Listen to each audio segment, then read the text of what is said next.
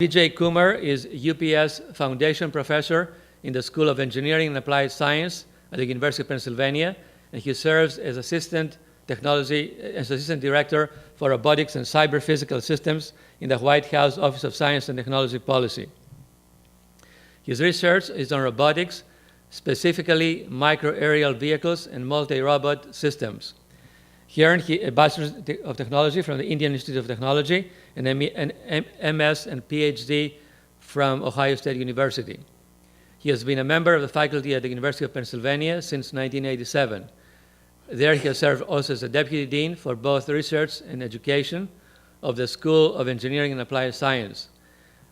He has been chairman of the Department of Mechanical Engineering and Applied Mechanics and director of the Multidisciplinary Robotics and Perception GRASP Laboratory. Vijay has served on the editorial boards of several journals published by IEEE and ASME. He is a fellow of the American Society of Mechanical Engineers, a fellow of the Institute of Electrical and Electronic Engineers, and a member of the National Academy of Engineering. Vijay has received numerous awards, including NSF, IEEE, and ASME. He has published over 100 peer-reviewed scientific papers. He has written several books and book chapters. He has been featured in numerous articles and film clips on robotics in popular media. And with that, please join me in welcoming Professor Vijay Kumar to deliver his lecture. Vijay.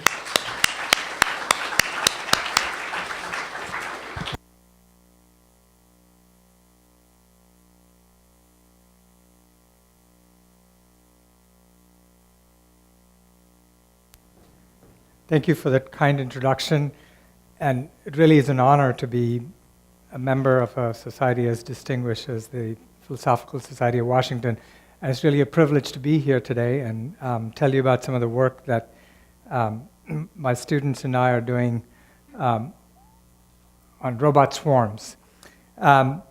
So before I get into this subject area, let me just give you some sense of the technology drivers that are leading us in this direction. So first, this idea of swarm robotics is really here now to stay. So you can find now commercial applications. If you look at this picture here, this is a commercial fleet of trucks, autonomous cars made by Volvo, and they're capable of platooning. There's only one driver in this fleet. The other cars are all following. In the military applications, in mining, manufacture, certainly in manufacturing. However, the most important, the most significant achievement, one that actually touches all of us, actually happens in a company called Kiva Systems. So today when you order a book from Amazon.com or a DVD or what have you, there's actually a robot that's responding to you. So someone is actually calling for that order to be filled, and a robot responds, and the person who's calling for the order doesn't know which robot's going to respond, where the product is stored, which target pod is going to go and actually get the product to her, and she just loads the product into the container and then that gets shipped. So this is happening today with the kind of 24/7 reliability that you expect in factories, and is actually being used to fulfill your orders. And so in this factory, there are hundreds of robots that are actually operating, and a human operator is actually looking at this team and not worrying about how many robots are there on the floor. She's just commanding this entire swarm, if you will, and that swarm responds. The second trend I want to talk to you about is the explosion in unmanned aerial vehicles. Back in the 80s, there were hardly any UAVs. And now, if you look at this curve, and I want you to look at the scale here, this is actually growing exponentially. It's right now a $10 billion industry, and it's easy to dismiss this saying, well, this is just a military occupation. Nothing could be further than the truth. If you look at the majority of the action and the growth here, it really comes from the civilian industry. It comes from transportation, environment, actually civilians who are interested in building do-it-yourself drones, we're actually building UAVs. And so today you can see it in farming. So farmers are already using UAVs much the same way you might use tractors, except think of tractors that are flying, right? So these tractors or UAVs can actually spot areas that need, for example, spraying, because they can spot the weeds. They can actually distinguish between plants that are dying and plants that are not. And so they can figure out where to plant, when to plant, and what to plant, and providing real-time analytics for the farmer. Other industry, so here's one, Skycatch, a company that I work with. And this is a picture of the San Francisco 49ers Stadium when it was going up earlier. So UAVs are being used to monitor construction sites like this one. For UAV networks, Matternet is a company that's trying to commercialize this. Halo Drop, a company that's looking at FEMA emergency operations and the roles that UAVs can play in that. And then 3D Robotics, a company, again, in Southern California that's commercializing small UAVs so that people can take pictures like this. And so these are just amateurs, but now all of a sudden they can put cameras in UAVs and take amazing pictures. So the last trend is that these vehicles are actually getting smaller. So if you look at this graph where I have these big UAVs, and these are the things you read about in the press, MQ-9 Reapers, the Global Hawk, and so on. So these weigh tens of thousands of pounds, maybe 100,000 pounds, and they're big monolithic aircraft, really expensive. But these aircrafts are becoming smaller, and the ones that we develop in our lab are really small. Not aircrafts like this. So this is an MQ-9 Reaper, and what you don't realize, and of course everybody calls them drones, but what you don't realize is there's actually a console station like this with pilots that are flying it. This guy, all he's doing is flying the UAV, and this guy, all he's doing is looking at all the data on his sensors.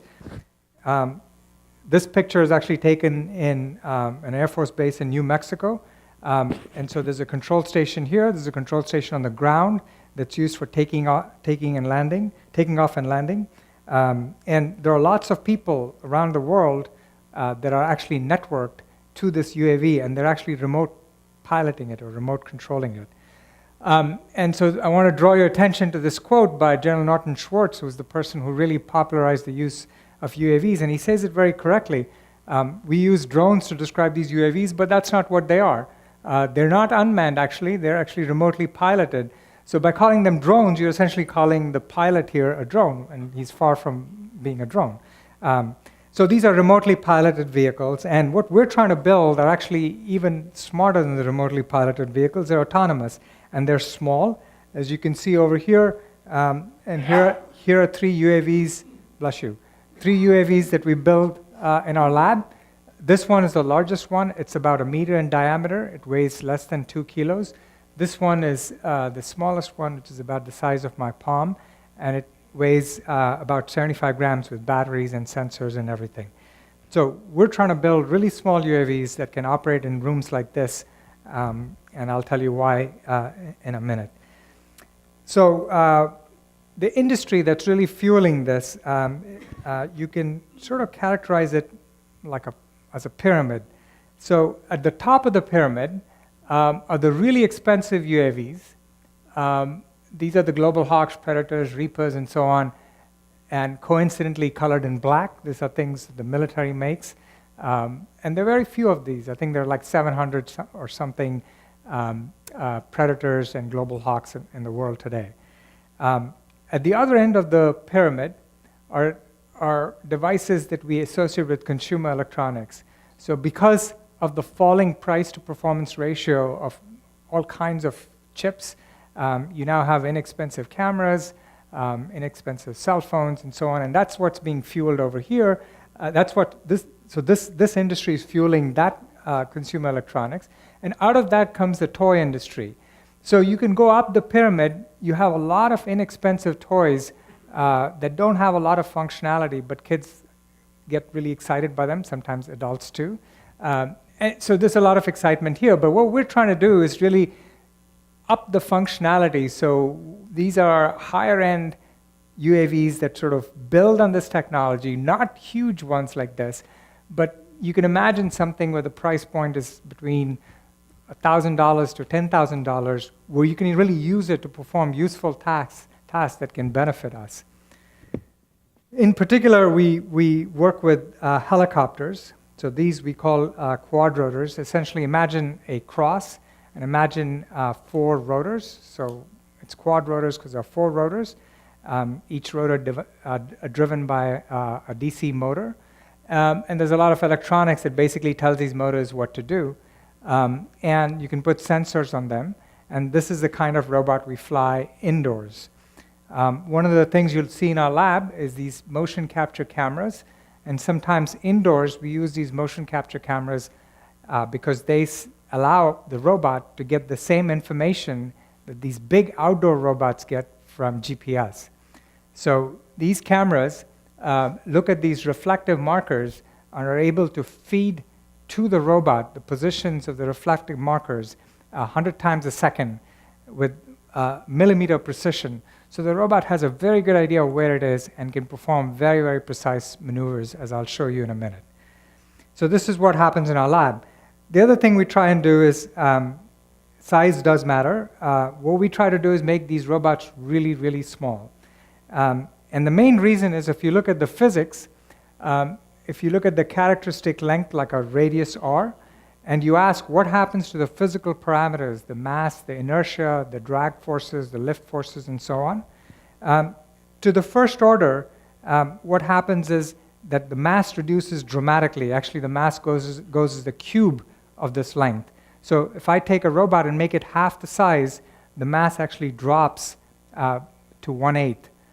And the moment of inertia actually drops as r to the 5th. So it drops to 1/32.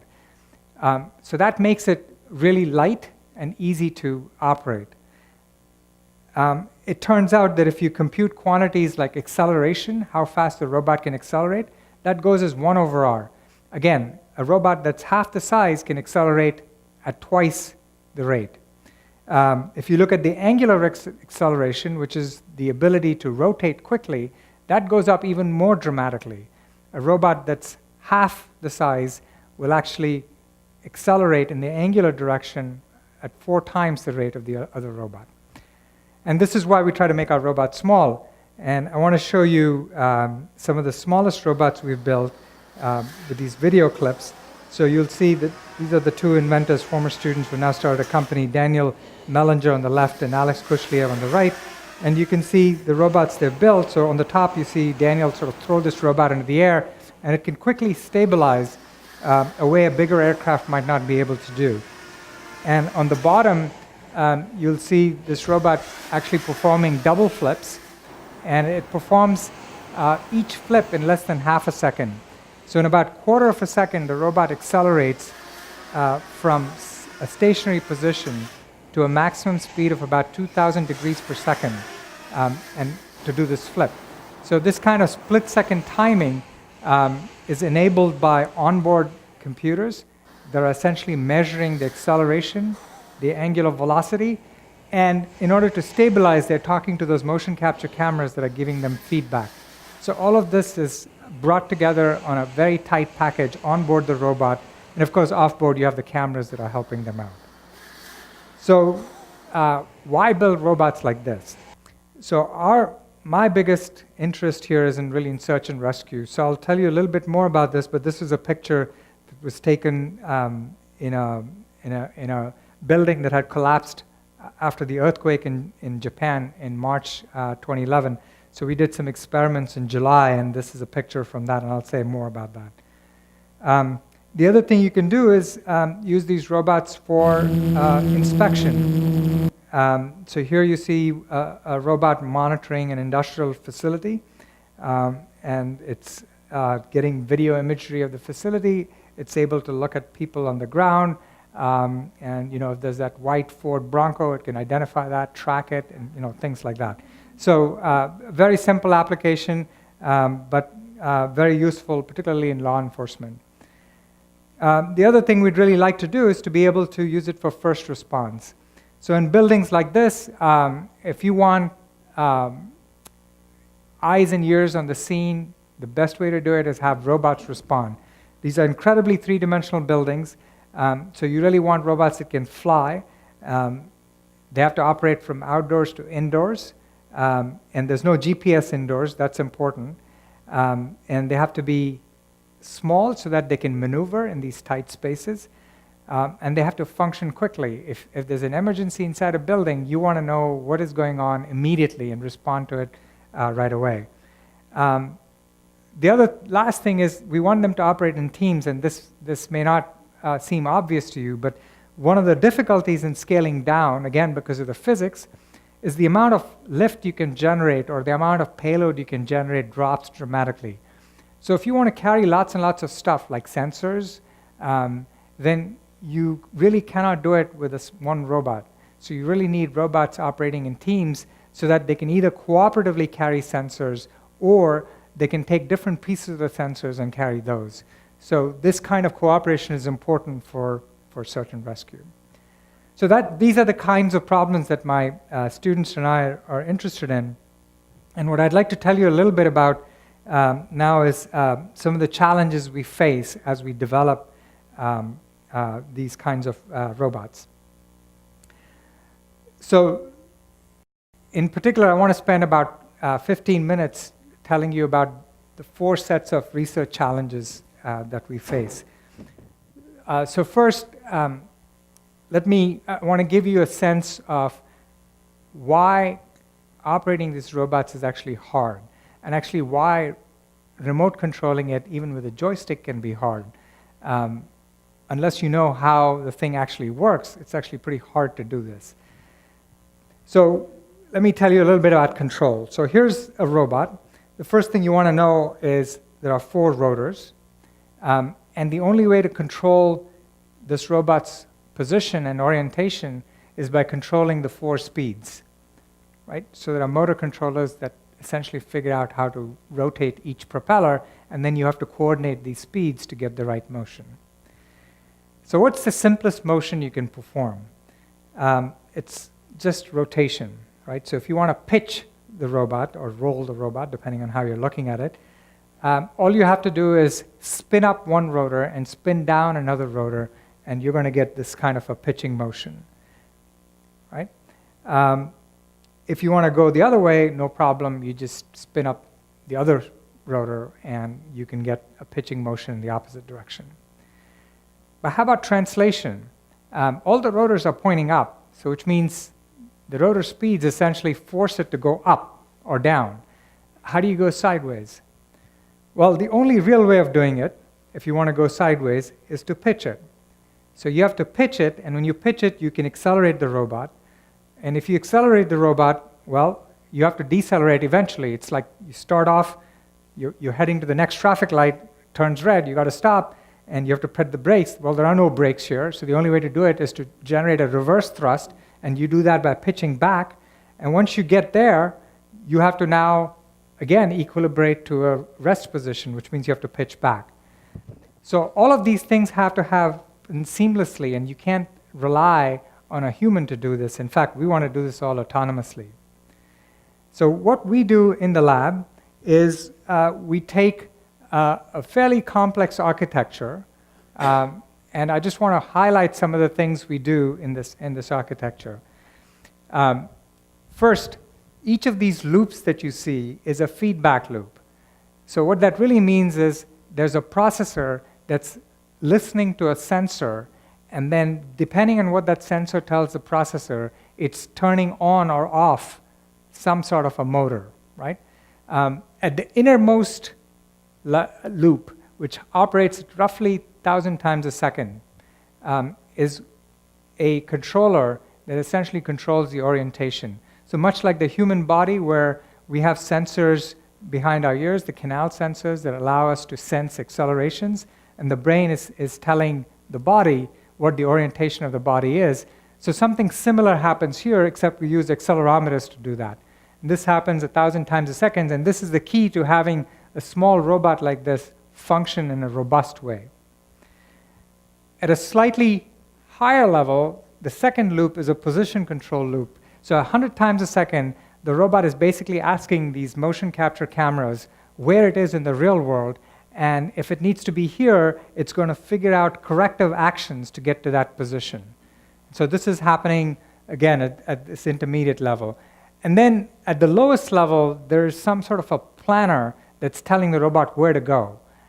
So if you want to go, for example, around the corner, take a picture, the planner is going to figure out how you need to travel in this environment, and that happens generally on the order of once 10 times a second, so at around 10 hertz.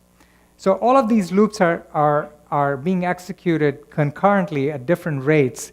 And the other thing I want to draw your attention to is much of this happens on board, and much of this can happen off board, actually a computer similar to mine.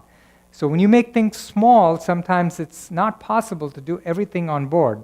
So you have to access something like the cloud. In our case, the cloud consists of a set of computers that's talking to these motion capture cameras, and then a computer that's actually computing the plans. So I want to show you what these trajectories look like in a minute. The one thing I want to motivate to you is, before I show you a couple of video clips, is this idea of driving a car, a fuel-efficient car, in the most economical way. So suppose you have a Prius, and you want to go from one traffic light to another traffic light. What do you do to minimize the amount of fuel consumption?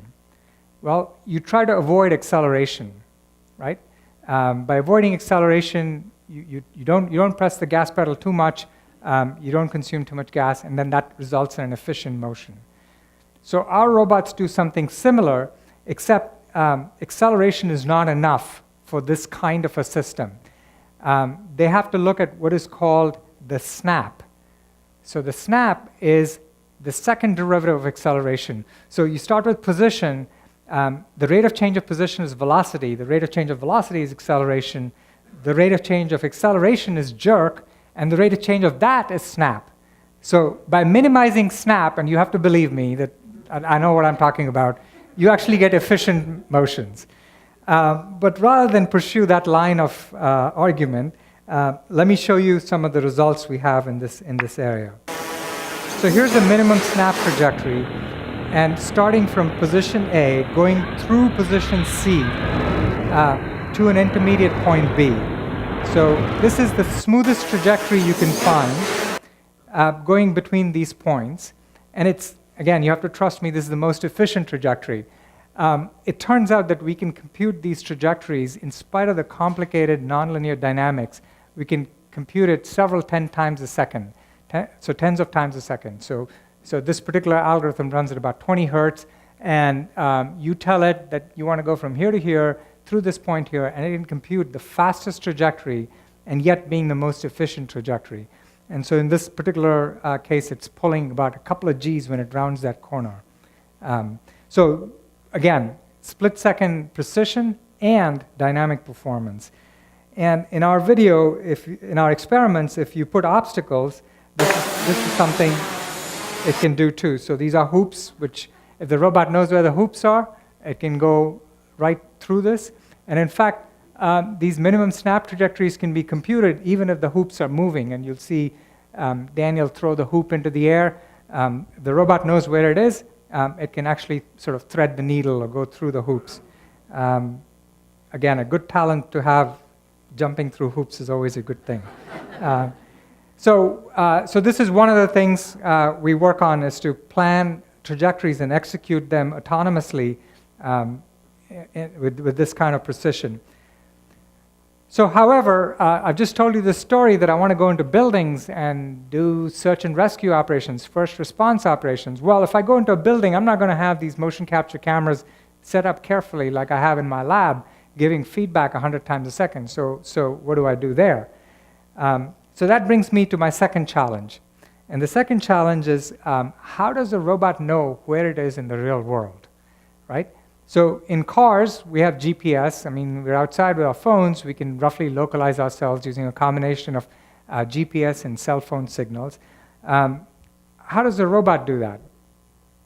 So I want to show you our very first robot, which had the ability to do that. And we do this by using two sensors. So one is something you've seen with Xbox video games. So this is a Kinect sensor, which essentially allows the system to sense obstacles in front between a 3 to 5 meter range with about a 40-degree field of view.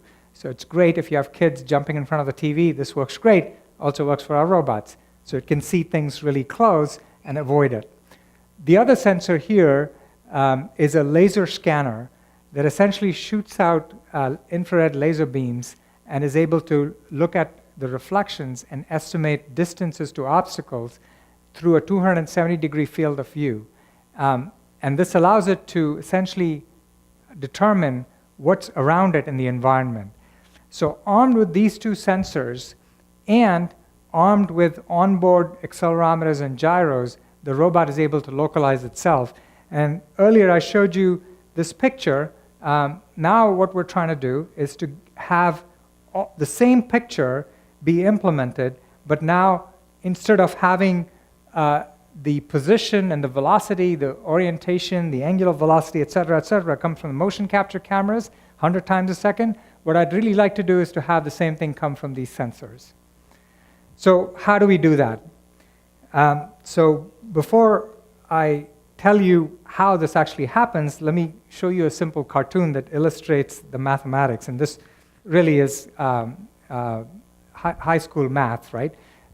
So if you think about a robot that is an unknown environment, and let's say the environment is really simple. There are 3 pillars. The problem is the robot doesn't know where the pillars are, right? In fact, it doesn't know where it is in this environment. But it has this laser scanner. And so the laser scanner is able to measure reflections from these pillars, and so it measures these 3 distances, D1, D2, D3. So now imagine the robot takes a step. So when it takes a step, there are sensors on board that are measuring its acceleration. So it has a fair idea of where it ends up.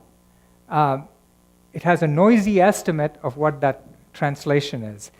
But when it gets there, it gets 3 new pieces of information.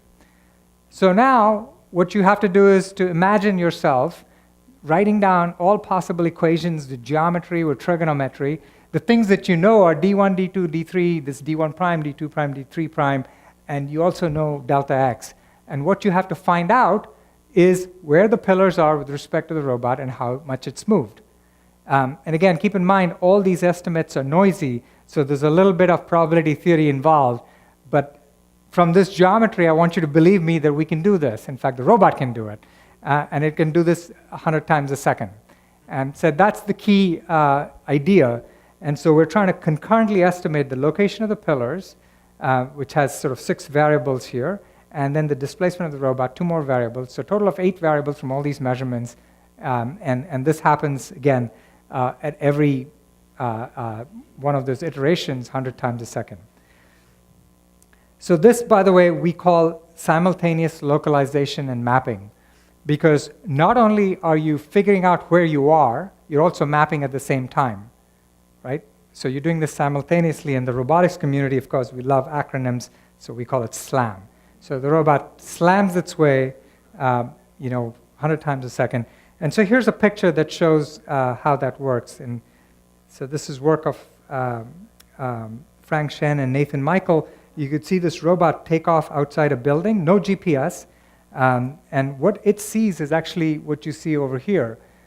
This is a video of somebody following the robot, so it doesn't have this information. And this is its internal representation. So you can see it's building a map of this building as it goes in. Each of these lines here represents walls, pillars, windows, etc. The blue shaded areas represent the ground floor, and as the colors get hotter and hotter, the robot's representation includes upper level floors. And you can also see this red line snaking out from here. Well, this is the plan that it generates. So when the operator tells it to go to a particular location, the robot figures out in this obstacle-filled world how to go around the obstacles to the location that the operator has commanded. So with something like this, you can imagine, for instance, a gas leak in a building, and you want to find out if there are any victims inside or those bad guys hiding. You can be outside and you can send this robot inside the building to get all this information back to you.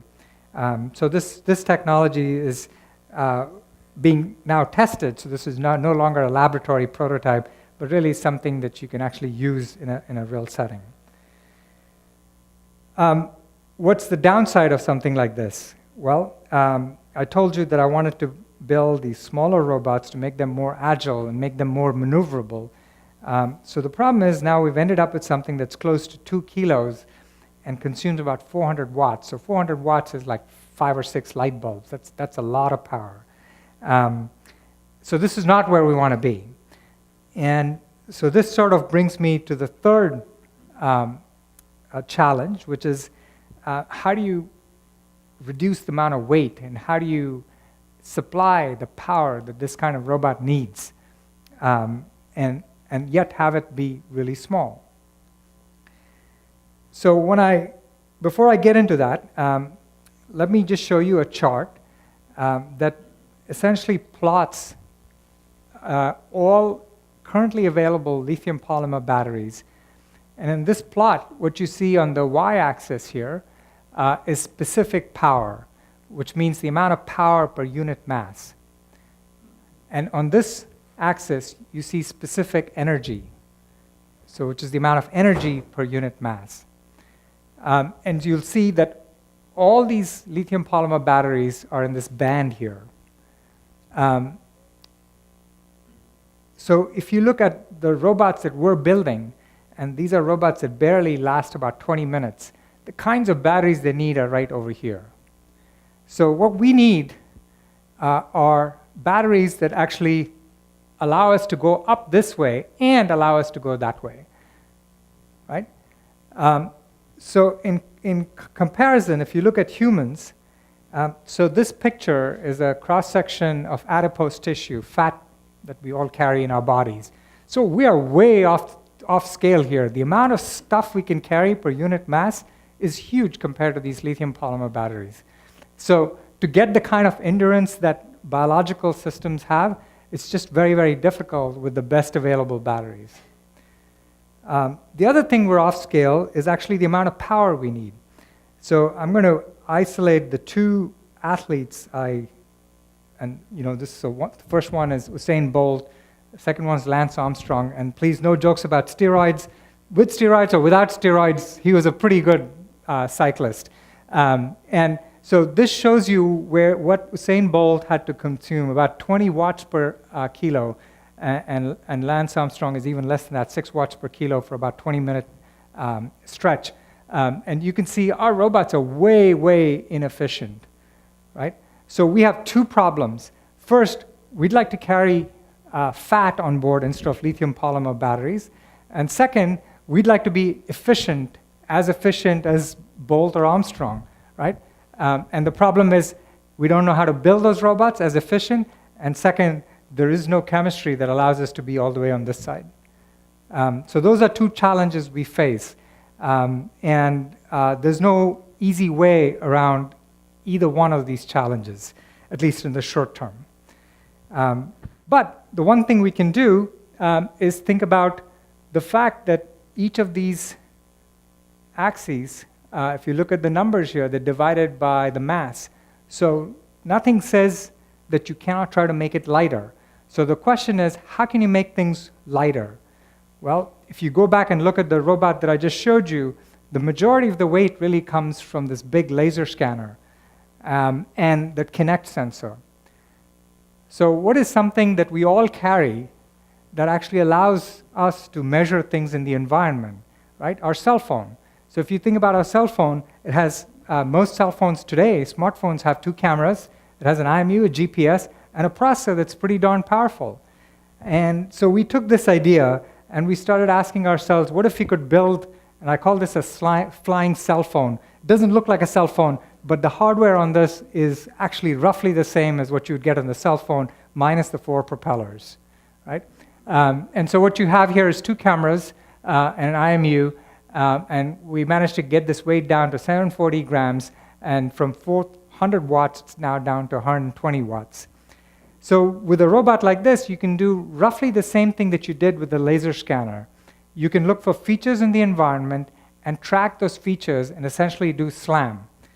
The features may not look like pillars, So here's a video that shows what some of these features look like. So this is what the robot sees. This is in our lab. And forget this picture, just look at this one, and you'll see where the features are being picked up. And these features are essentially sudden changes in intensity, sudden changes in the gradient of the intensity as it sees it in the camera. So one of the things you'll see is our whiteboard, lots of features on our whiteboard. For some reason, equations have this nice symbolic, cursive thing to them that lots of features there. So we like to say that our robots understands math. But the fact is, the features that they pick up, the cameras pick up, are nothing like the features that we probably think of when we construct all these algorithms, when we develop all these algorithms. Anyway, so this is one way of actually extracting information from two cameras, and I want to show you some results of our robots now that are operating with this kind of information. So on the top left, you'll see a robot with just the two cameras dashing down the hallway at 4 meters per second. So walking speed is about 2 meters per second, so this is about twice walking speed. And you'll see the same thing here now in more three-dimensional environments, a little slower, but again, able to negotiate fairly complicated terrain. This is outdoors. The impressive thing about this is you see all the foliage that's sort of being blown around with the downwash. And in spite of that, it's able to locate features that are relatively static and triangulate off of those features. And then lastly, the ability to, again, build maps in large outdoor environments. So this video is sped up 8 times, so it's going pretty slowly, actually. But you see this, as this robot goes, it is able to map things in the environment. It's going here, it's traveling indoors, and then it'll go outdoors.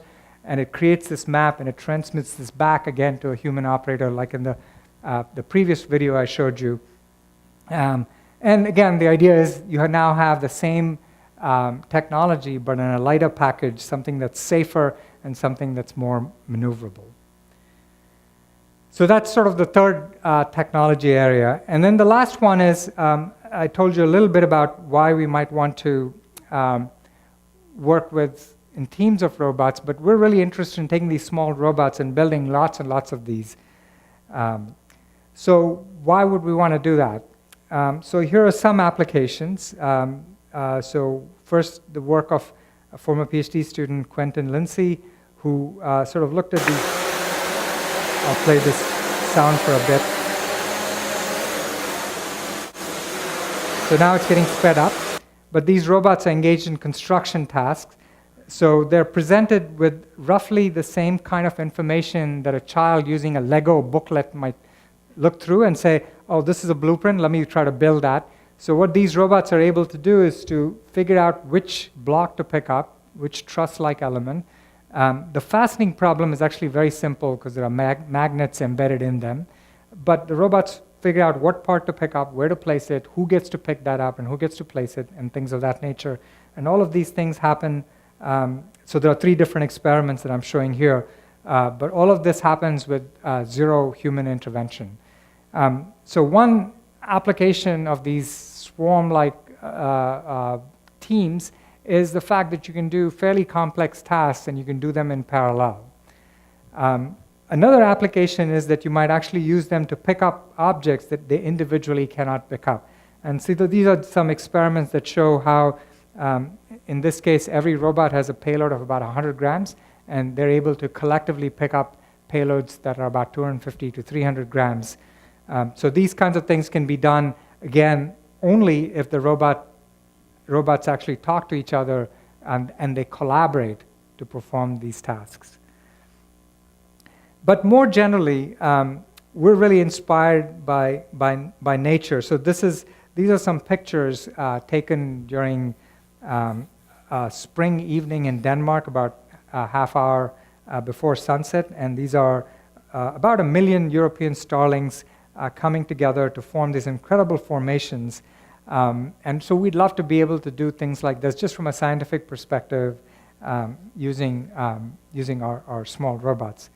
So how does this happen, right? And you have to remember that in this kind of setting, there is no sort of a starling overlord that's telling every starling what to do. Each of these starlings is acting completely independently, right? Second, it's not like these stallings have these super sensors that are able to see through the entire formation. Every one has, these limited field of view eyes similar to ours, and we can only see locally what's going on. And yet, they're able to form these patterns across multiple length scales.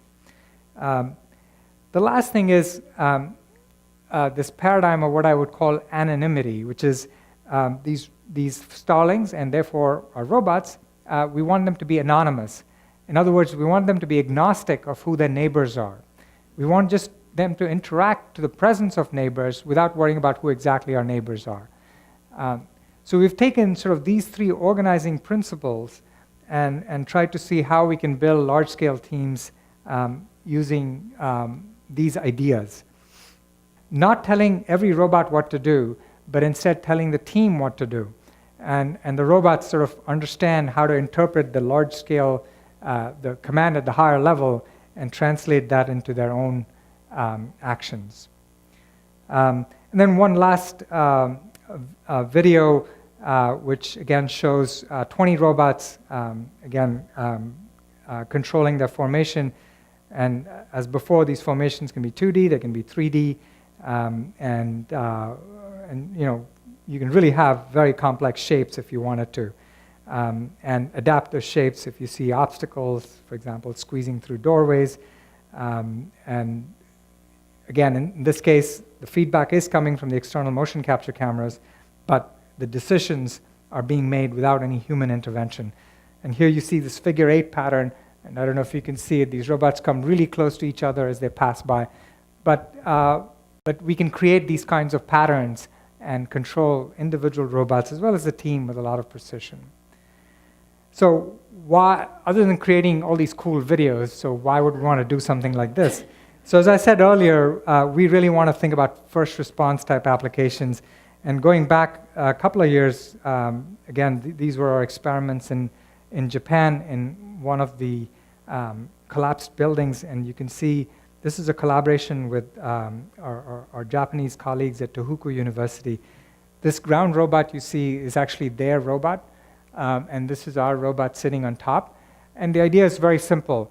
If this ground robot gets stuck, it essentially retracts the landing pad and allows our robot to take off.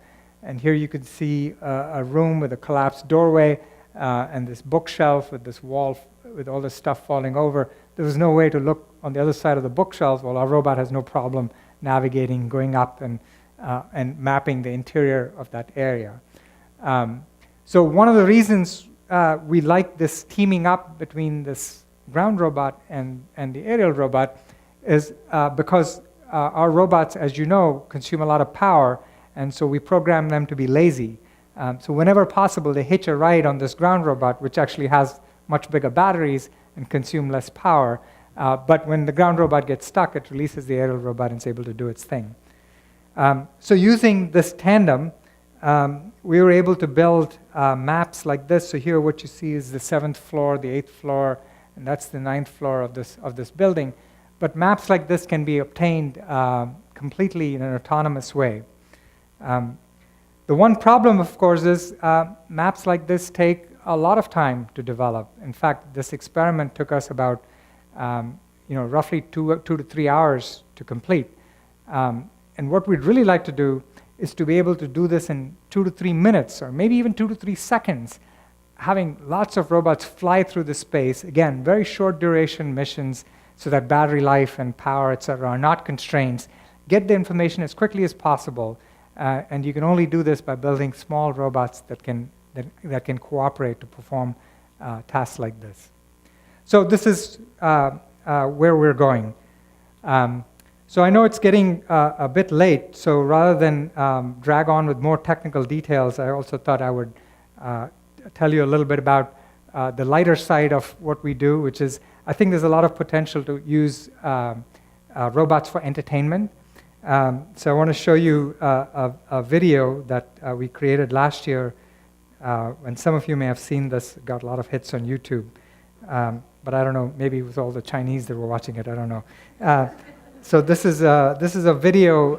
It's a tribute to James Bond. James Bond is officially 50 years old this year, and I know there's some of you from the CIA, so you'll enjoy this video. So let me play this.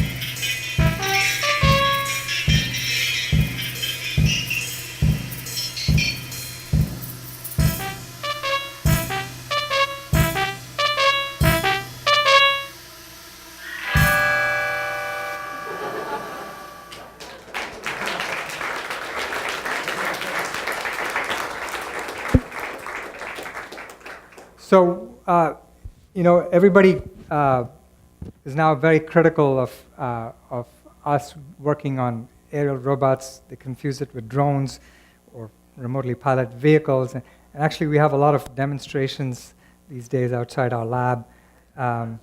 There's one in particular that actually talks about, $11 million. I don't know where they get this money from, but at least they mention other schools as well and blame them too. But the fact is, these are really, as you've seen, really small robots. And next to James Bond, my next big hero is Stephen Colbert. So he did this little thing for us to replay that. For years, I have been warning about the threats of robots rising up against their human masters. Well, now scientists have reached a new milestone in our enslavement. Flying robots that can autonomously assemble magnetic rods into simple cube-like towers. There's no remote control here, folks. These buzzbots have a hive mind of their own. And apparently the first step to enslaving us is building dorm room shelves. Which brings me to threat number 2, flying robot drones. Folks, today they're constructing a 3-foot tower. Tomorrow, it's a sprawling prison for 3-foot prisoners. Provided they can build it before their batteries run out, and it can't be too windy. And even if they don't enslave us, they will crush us at Jenga. Vigilance! So thanks very much.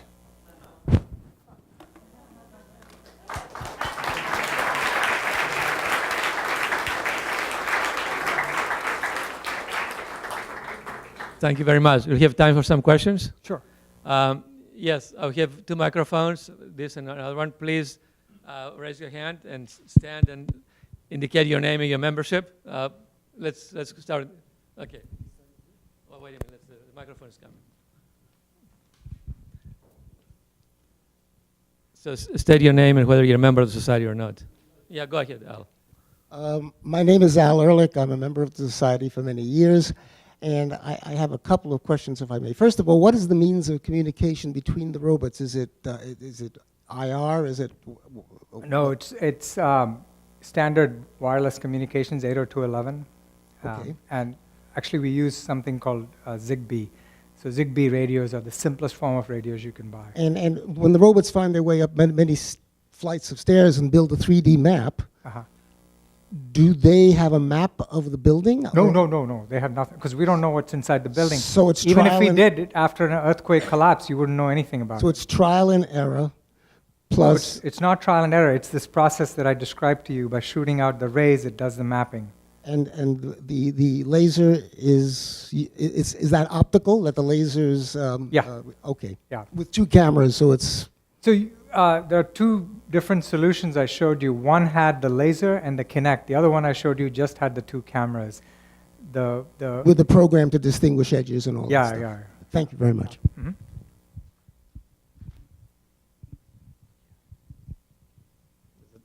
Was the lady?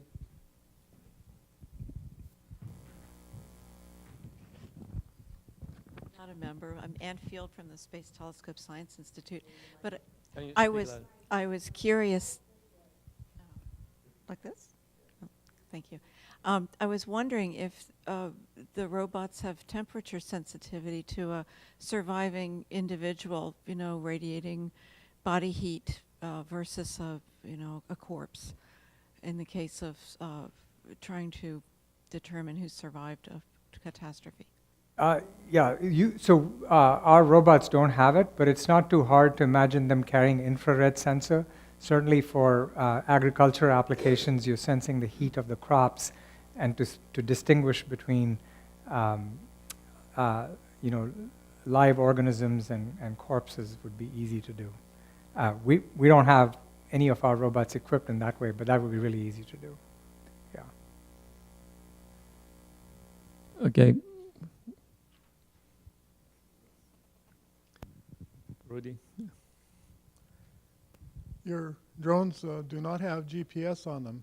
Several years ago, I read a paper called Quantum Positioning System that described a system that could, over fairly short ranges, pinpoint where you were.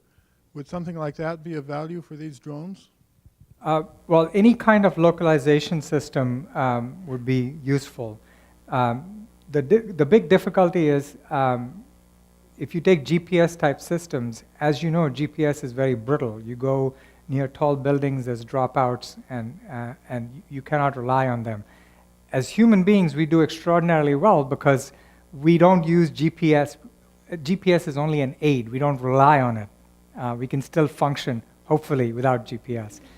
For our robots to use GPS, it would be very hard for them to figure out when GPS is failing and when to switch off GPS and turn on to something else. Even if they did, the easiest thing to do would be to run these other sensors all the time, just like humans do.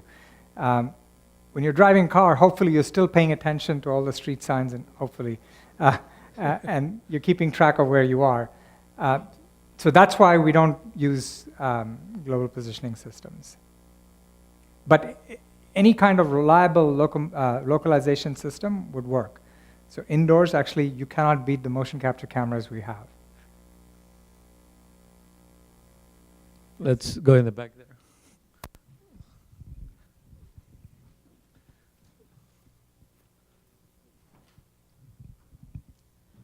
Hi, I'm not the member of the society. My name is Arslan Danish. I teach robotics at Johns Hopkins. You said A2 to 11. How is it for a hacker to hack in the system if you're using standard Wi-Fi? Do you use any secured socket layer or any other encryption? So we don't worry. So the question is, should we be worried about security? I think all of us should be worried about security of different types. If Mr. Snowden has not made that obvious, I think. But so our robots are certainly not secure. I think any smart hacker could hack into it in about 30 seconds. But the kinds of applications we're using at, I mean, I'd love for the world to be interested in this kind of application and want to hack into our robots. So the short answer is no, we don't worry about it. If we had to worry about it, there are ways of doing it, but right now the protocols that we use are lightweight protocols and not designed for security. I don't have the microphone. Lady back. Yes. I'm Marie Burton, I'm a member. Associated with security, but on a more physical level, how do you account for like fragility or conversely lack of durability? And does the kind of swarm concept or the calculated loss, and I began to think of that when you mentioned like a high threat situation, like the bad guy situation. So are they easy? Yeah. That's a great question. So One of the things I did not mention is what we really want to do is make these robots really inexpensive so that you can produce them in hundreds and thousands without spending too much time or money. In fact, now with technologies like 3D printing and so on, and I forgot to bring the smallest robots we have. Those are 3D printed. And so you can buy a 3D printer and print it yourself. So are these designed to be robust in the sense that you're describing? The answer is no. We expect them to fail, but that's why concepts like anonymity and so on are so useful. If I go in with, let's say, 100 robots and I lose 37 of them, I don't care. As long as I do the mission, that's fine. So the paradigm for, clearly in the lab, I cannot afford to do that. I don't have that much funding. But in a practical operation, I think you can expect the operating cost to come down significantly. Oh, next. My name's Armin Leon. I'm not a member.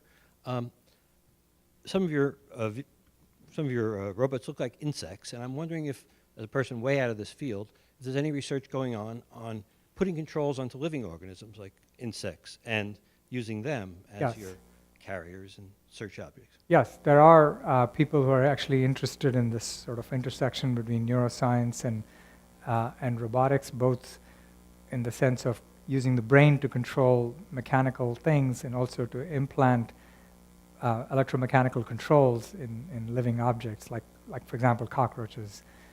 So there have been efforts like that.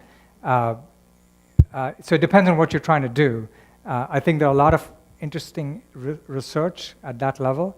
And for us to use that research to pursue our research would be like putting a very difficult problem in the path of another difficult problem.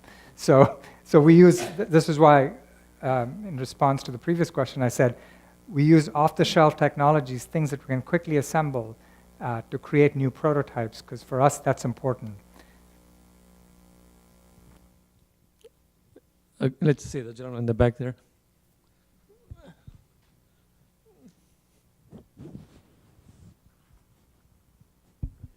My name is David Bell. I am a member.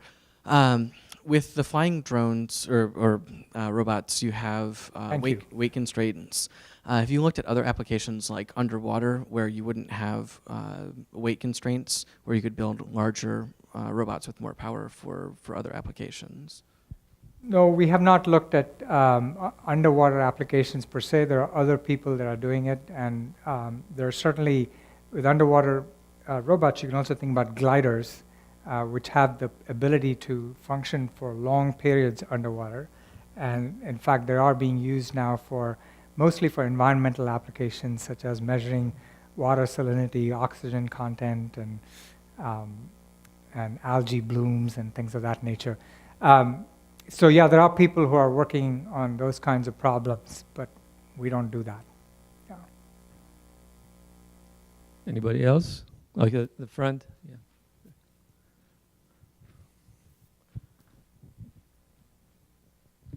Paul Gaye, non-member.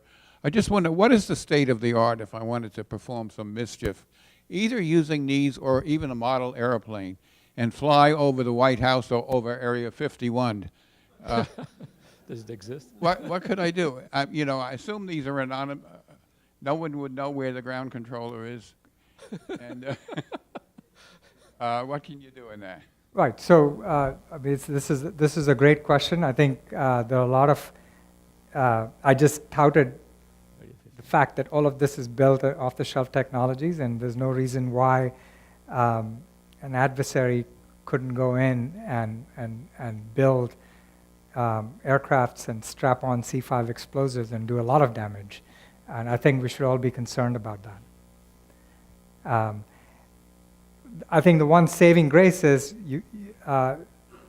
very few people know how to really build autonomous robots with the kind of precision you need to deliver targets.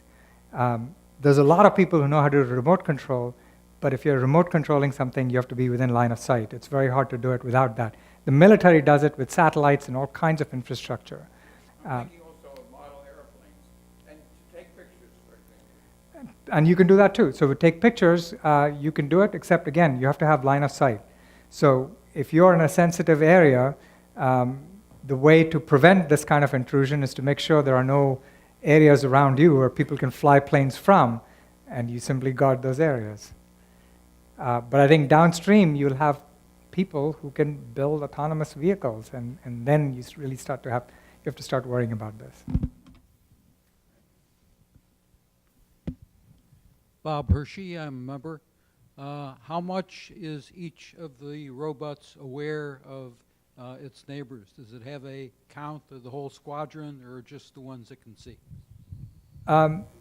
So depending on which, there were different experiments, but let me just answer this question more generally.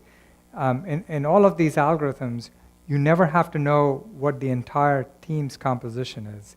You just have to interact with your immediate neighbors. And that's the key thing. If you have to interact with everybody in this, let's take the simple example. If you want to cooperatively perform something and I have to interact with everyone in this room, the number of interactions people will have will grow as the square of the number of people. And that's not scalable. But on the other hand, if you look at, even if you're tightly packed in a room, the number of neighbors you'll have is always roughly the same. So from the standpoint of computation, the problem of just looking at neighbors is a lot more scalable in terms of large numbers than it is to look at the entire swarm. Go ahead. Let me get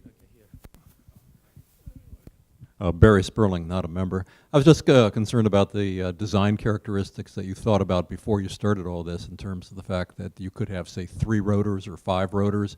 You could have the grabbing points for picking things up underneath each one of the rotors instead of centered and things like that. So what were you thinking of when you started this out? That's a great question. So this goes back to, are these robots fragile? So our whole thing is to make something with minimal complexity. So I'm a mechanical engineer, so if you set out to build something that flies, at this scale, this is the simplest possible design you can come up with.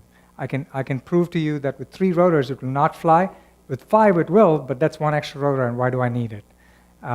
So 4 is the minimum, and if you think about this, all you're doing is taking 4 motors and strapping it on a rigid structure. Unlike a helicopter, there's nothing that flaps. There are no funny hinges. Even in a model helicopter, you'll see there's a lot of complexity here. This has none of that.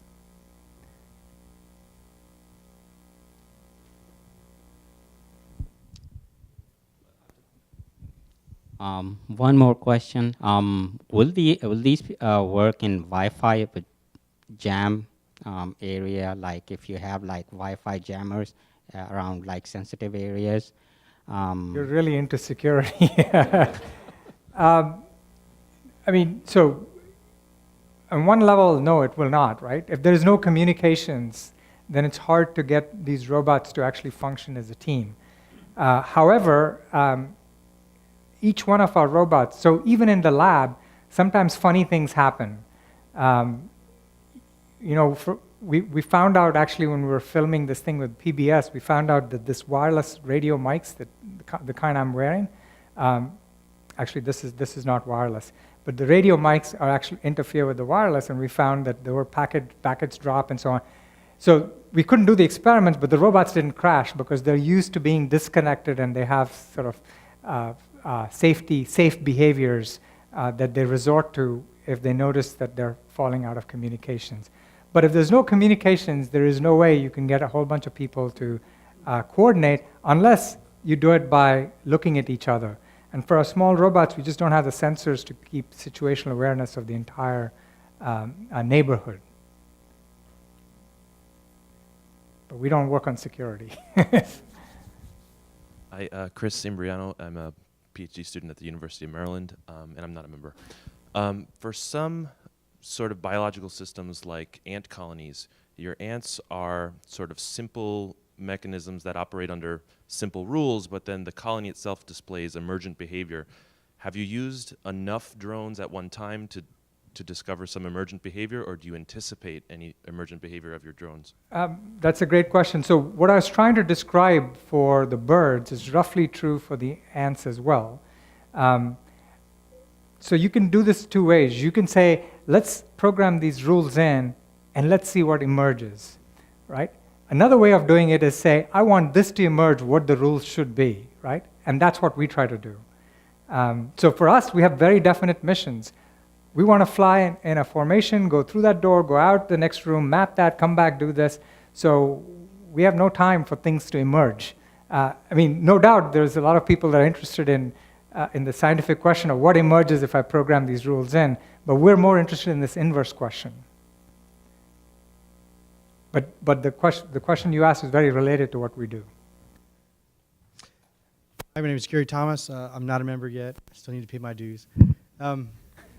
You mentioned the aspect of FEMA or some work with FEMA. How mature is that, and what are the timelines involved? So we don't do this work with FEMA. All I told you about this company that I know that I've been talking to, and they're working with FEMA in San Francisco. And again, the idea is, if the next big one hits San Francisco, if the airports are taken out, how do you respond? Well, you can always drop these guys from the air, from a bigger aircraft.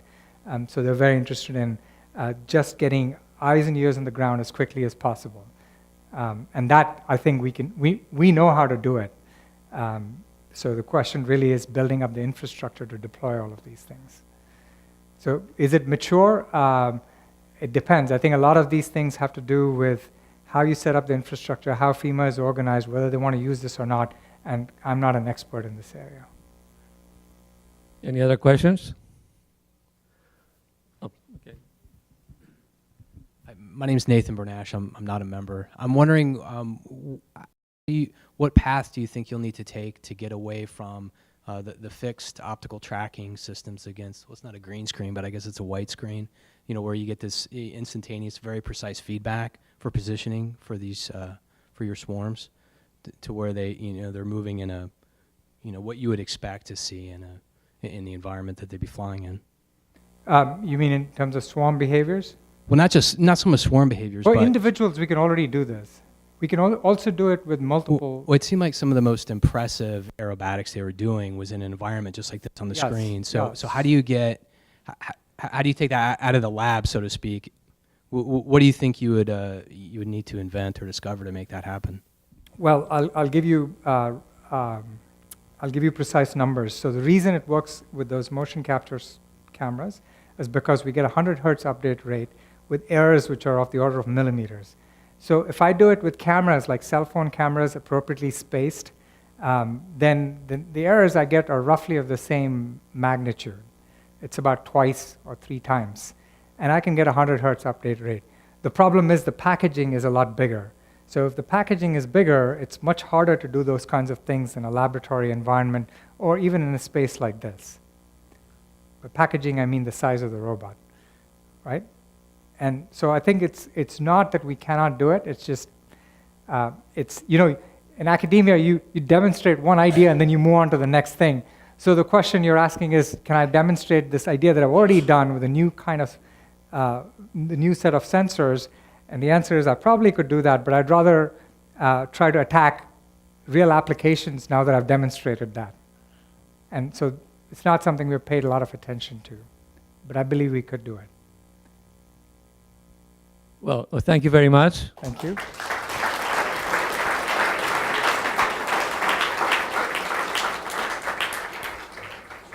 In appreciation of the lecture, we have the lecture announcement here, framed and signed by the members of the General Committee for you to keep. Thank you very much. Thank you again. Again, thanks for the honor.